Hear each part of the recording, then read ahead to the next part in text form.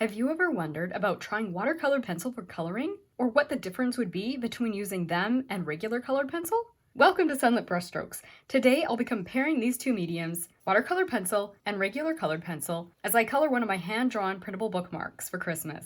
I'll share my tips and techniques along the way so that you can have success in your coloring endeavors. Let's go ahead and get started. First, I want to take a quick minute to discuss paper. The paper I've chosen for today's project is a nice smooth cardstock. This is actually a 65-pound cardstock from Michaels. It's their Recollections brand. And the reason I've chosen cardstock instead of an art paper for this is the fact I can use it in my printer. And I also like the fact it's thicker than a regular paper, which means it's going to hold up a little bit better to the water. I would actually recommend using the thickest paper that your printer at home or wherever you're getting it printed is going to allow you to use. Now, when I design my coloring pages, I like to provide a nice dark outline for those who like that, but I also include a lighter version, which I personally prefer. This lighter outline allows the beauty of the medium, whether it's watercolor pencil or regular colored pencil, to shine. The other reason I like the lighter lines over the black lines is because when I apply water, I don't chance having those black lines bleed back into my work. Because I'm working in watercolor pencil and regular colored pencil, I may end up with a little bit of rippling when I add water. And so I'm hoping that by leaving a little bit of paper around the edges, I can minimize that and then I can cut the bookmark out afterwards. If you'd like to purchase this set of bookmarks, I'll provide a link below for my Etsy shop, but you can absolutely follow along with your own coloring book or another coloring printable, or even something that you've drawn yourself. For my watercolor pencils, I have an assortment of brands. Most of these are by Faber-Castell or Staedtler, but I also have some Prismacolor regular colored pencils, and I'm going to be using these. I'm going to be working in the top of the bookmark with my watercolor pencil, and then I'll use the regular colored pencil at the bottom. First, let's talk about the benefits of watercolor pencil. What I consider to be one of the biggest benefits of watercolor pencil is that you can actually work a little bit faster. When you lay down those initial layers of color, you really don't have to be as smooth with them, because when we add the water, it's going to blend things and you're going to be able to lose any kind of maybe texture you get from the direction of your coloring. Sometimes I'll fill the entire shape in with my watercolor pencil. Other times I'll leave some white space so that I have that watercolor look. But for today, I want this color to be a nice bright red, and so I'm just going to go ahead and just fill it in. I'm going to start with using a nice bright red. It's slightly on the warm side, but it's nice and intense, and so I'm going to lay that down first, and then I'm going to come in with a cooler red just to kind of balance the reds out a little bit. And when I say cooler red, I'm just talking about a red that's a little bit more of a cherry red, Christmas red. It's just a little bit more on the pinky side. Now, before I add anything else, I want to start accentuating the creases and folds in this flower. You can't see them super well because I'm using the lighter version of the coloring bookmark, but if you look here, you can definitely see in the black and white version, you can see all those nice creases and folds within the petals, and so I'm going to be accentuating that with the way that I'm going to be adding my color. So I'm going to go ahead and do that now. And I'm kind of creating my little lines with a little bit of a flick motion. I push a little heavier when I start the stroke and kind of lighten off. So it's kind of almost, my strokes are almost swinging, if you will. So they kind of come on heavy and lighten off. I'm just going to go around the whole flower, kind of using the lines that I can see on here as a guide. And the way that I'm going about coloring it so that you can actually see these petals are separate, every time one petal touches another, where it gets closer to the center of the flower, I'm darkening right along where the edges of that petal are meeting the petal that's kind of in front of it, if that makes sense. So any petal that's kind of behind another one, so you can see this is behind this, and so it's dark along this edge, or this one is behind this, right? So this is the furthest back, so it's dark all along this edge. So I'm just defining the edges of these petals by darkening the parts that are the closest to the center of the petal. Then where it's folded over, such as this place here, or a few of these other little places, sometimes I'm making them darker. Actually, I'm making them darker more when they're over on the left side, if you will, where they're turning this way. But on the right side of the flower, I'm leaving some of them lighter. So that's why this one doesn't have a whole lot of anything on it.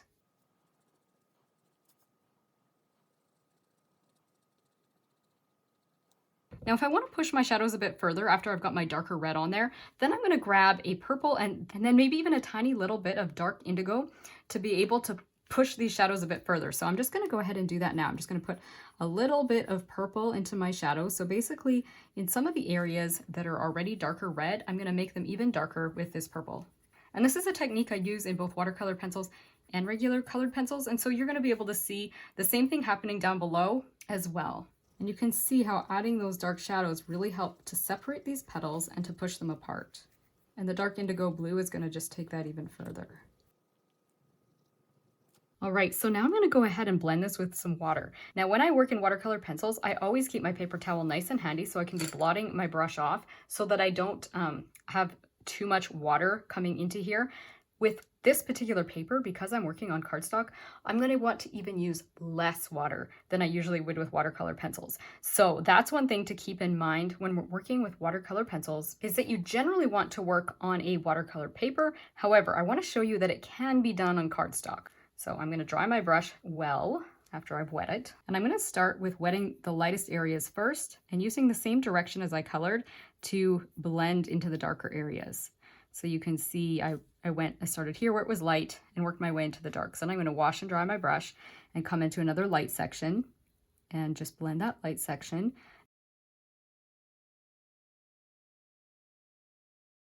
You can see here, I kind of blended my darks into my lights and it kind of evened things out, which I actually don't like. I would have liked to keep a little bit more light there. So keep that in mind. Go into a light section and do that light section first, and then go into the dark section. Then once you finish that dark section, wash and dry your brush. And as you can see me doing this, everything is getting so much smoother, isn't it? And that's the benefit to watercolor pencils. You actually don't need to apply as many layers of pencil because you're going to get the smooth effect using your water and brush. Now, because I'm working fairly dry today, you can't fully see the watercolor look as much as you could if I was working with a little bit of a wetter technique.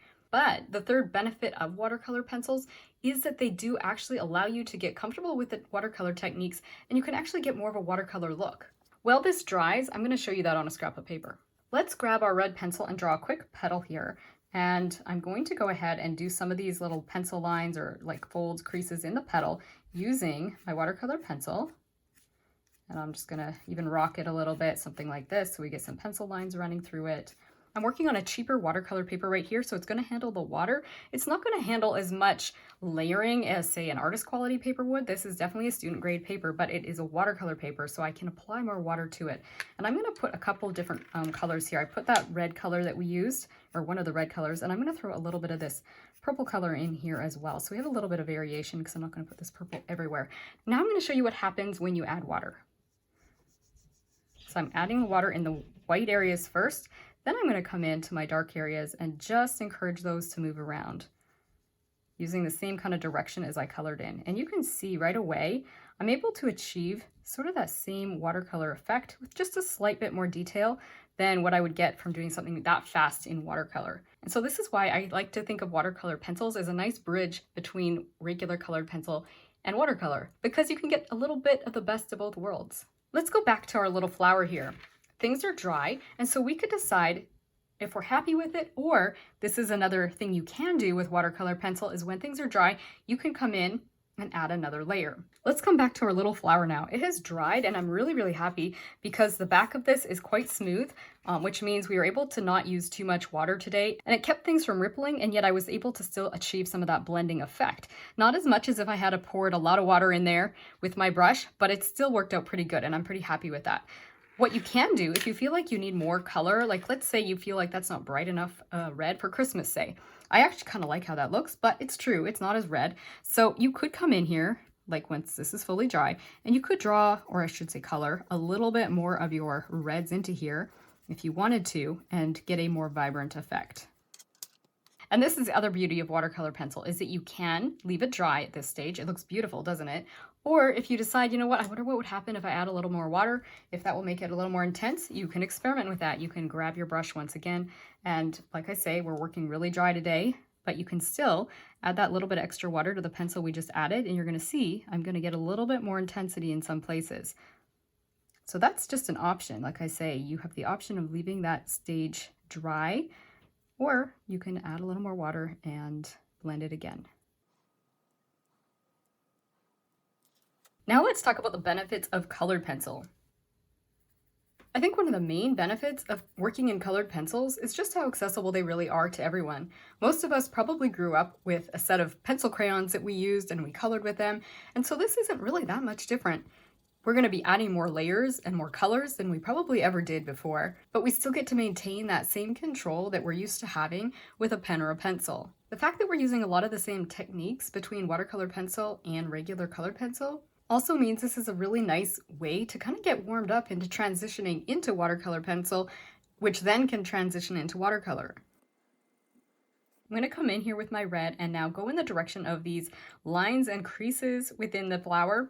And once again, you can see that I'm creating the depth by pushing any petals that are behind further back by darkening the places where the edges of the petals meet. And of course, I like to darken anything that's closer to the center of this flower as well. Here I'm coming in with a nice dark red. This is Tuscan Red by Prismacolor Pencil. It is one of my most favorite colors. It's so versatile. If you can access a nice deep red like this, I think you'll enjoy using it too. Once again, you can add a deep purple color in here as well as an indigo blue to be able to deepen the shadows a little bit further.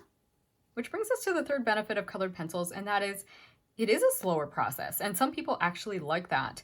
You're able to work in layer upon layer, and yes, even though this is a smoother paper, I could still add quite a few layers here. It's looking very rich and deep right now, and I have two options. I could come along and start throwing more deep Christmassy reds and make this darker, but I could also come in with a lighter red so that I make it match this top watercolor pencil one a little bit more, but there's no reason you have to follow me with this. You could absolutely come in here with a nice deep dark color and just make it more of a deep red. Finish this off, you could use a colorless blender, which is basically a colored pencil that's clear, or you could come in with a lighter color and brighten this up a little bit, or you could come in with some more deep colors, as I said before, and darken it. But I'm going to actually use this blush pink and go a little bit lighter. And of course, when we've worked with something dry like this, we don't need to worry about any rippling on this paper. In fact, I think the fourth benefit is the fact that you have more paper options when you're working with regular pencil. And of course, you can see today, we used a nice smooth cardstock and that worked fine. But something I really enjoy doing when I'm teaching colored pencils is using toned paper, something like this. This is actually a pastel paper, and I like using the smoother side of it and working in colored pencil on there. So I'm just going to start out with my magenta and my crimson lake again. Then I'm putting on some blush pink, and finally I'm going to use white. And when you add white, it totally changes the dynamic of working in colored pencil. The way I've layered things here is sort of the same way we might go about layering things in gouache or pastel or oil paint, and those are more opaque mediums, which is a little bit unique about colored pencil because they are kind of a sister medium to watercolor, and there's a really nice transition between colored pencil to watercolor pencil and then watercolor, and you can kind of use them all the same way. However, because you can use toned paper with colored pencil, you can kind of get the experience of working in a different medium, which is something I actually kind of like. If you'd like to learn more about working on toned paper, or really any of these mediums, watercolor, watercolor pencil, colored pencil, or even drawing, I'm going to be opening some spaces for students in the new year. So that's in January of 25. If that's something you're interested in, you can let me know in the comments below, or if you're on my email, you can contact me that way as well. For the center of my flower, I've gone ahead with my golden ochre, laid that down first, then some burnt sienna, finally a darker brown, and then I'm actually using my red violet. And then for my colored pencil, I'm using yellow ochre, mineral orange, sienna brown, dark purple, and a little bit of Tuscan red. Now for my berries, I want them to be a pretty dark, intense red, so I'm just going to come in here with fairly heavy pressure, fill them in, just leave a little bit of space for the highlight, and put a little bit of shadow color. So whether that's your deep burgundy red or red violet, just something to kind of create a little bit of a shadow. Kind of like a crescent shape on the left lower side of each berry. I'm laying down some nice deep green on the leaves, and then I'm going to put a little bit of indigo blue on top of some of them. This one I'm going to make it a little bit more on the olivey green side, so I'm going to use some light green. I'm going to put this teal green here for these little teardrop leaves. The cedar I'm going to do with dark green and indigo blue.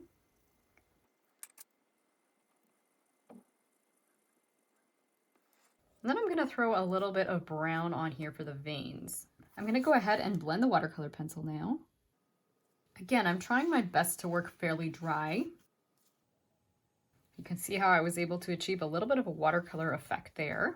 but I'm not too crazy about it. To me, it's way more blue than I would have liked it to be. So I'm just gonna grab a little bit of green off of my watercolor pencil. This is a technique I use a lot when I'm working in watercolor pencil, but you'll wanna be really careful using this technique when you're using cardstock, like I'm doing today. Partly because you can end up introducing a little bit too much water, but also you end up putting a little bit more friction on the paper, and cardstock doesn't take that so well. So just be really careful if you do some of this. I'm blending my cedar with a slight little bit of a bouncing motion in my brush. That can just help maintain some of the texture that's there. I want to wash and dry my brush as I do every couple of leaves here so that I don't get things too dark at the edges where I want things a little bit more green versus blue. Okay, I really don't like the color that I got here, so I'm just going over it with some deeper, darker green. And I might even add a little bit of a brownish orange. I really like that original translucent look I had to these leaves, but I really did not care for that color. It just seemed to clash.